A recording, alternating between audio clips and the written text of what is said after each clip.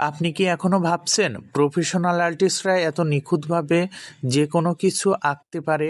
সেটা কিভাবে আঁকে সেটা জাদু আজ আমি দেখাবো। শেষ পর্যন্ত না দেখলে কিছুই শিখতে পারবেন না। তাই যদি শেষ পর্যন্ত না দেখার ইচ্ছা থাকে তাহলে এখনই স্কিপ করতে পারেন।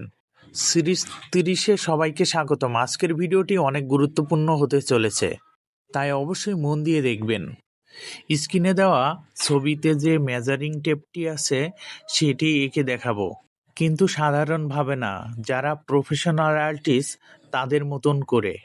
যারা প্রফেশনাল আর্টিস্ট তারা কখনো জটিল জিনিস সরাসরি আঁকে না। তারা প্রথমে যে কোনো বস্তু বা জিনিসের শেপ ভাঙে, যে কোনো জিনিসকে খুব সহজ শেপে তারা ধরে। আসলে তারা কখনোই সরাসরি জটিল কিছু দিয়ে শুরু করে না। তারা সব কিছুকে আগে খুব সহজ শেপে ভেঙে নেয়, বিশেষ করে চতুর্ভুজ বা ঘনক আকারে কল্পনা করে।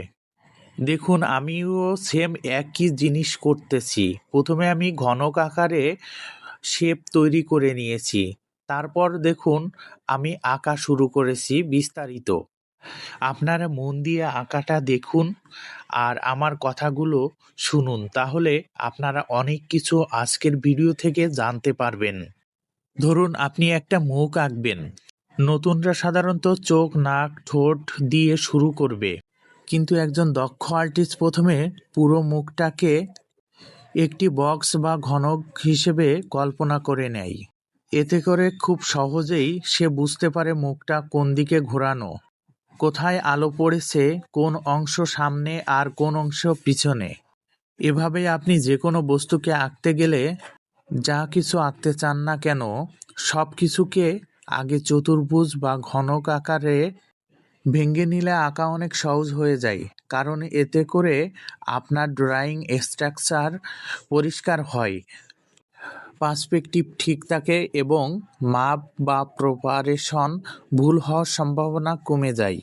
শুধু তাই না, এই পদ্ধতিতে আঁকলে আপনার ছবিতে একটি 3D অনুভূতি আসে, যেটা ছবিকে জীবন্ত করে তোলে।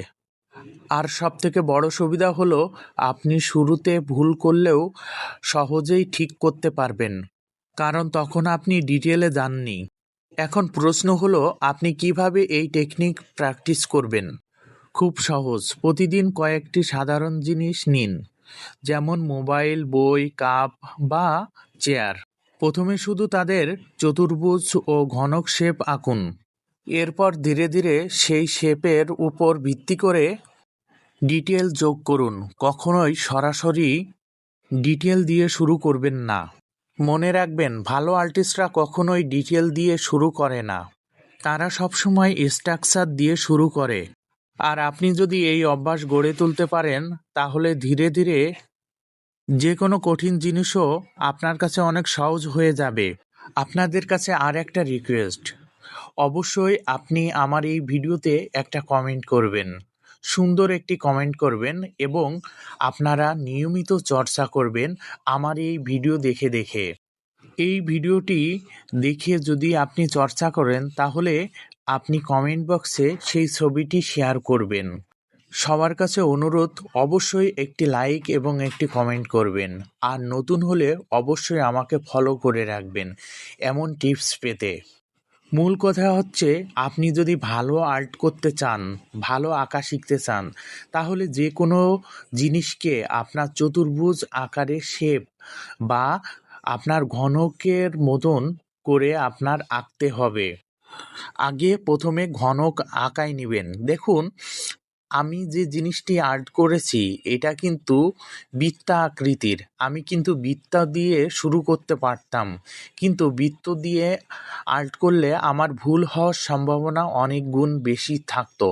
তাই আমি আগে এই বস্তুটির ঘনক শেপ আর্ট করে নিয়েছি, তারপর আমি খুব সহজেই এটাকে আঁকতে পেরেছি।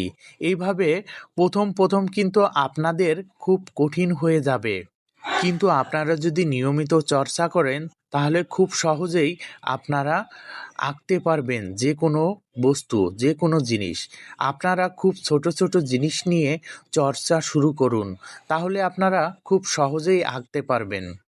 যারা এই ভিডিওটি শেষ পর্যন্ত দেখেছেন তারা অবশ্যই কমেন্ট বক্সে লিখবেন আমাকে শিখতেই হবে 720। এই কমেন্টটি যারা করবে তাদের ধৈর্য আছে, কারণ ধৈর্য না থাকলে ড্রয়িং শেখা সম্ভব নয়। সকলকে অসংখ্য ধন্যবাদ আল্টিসোমের পক্ষ থেকে।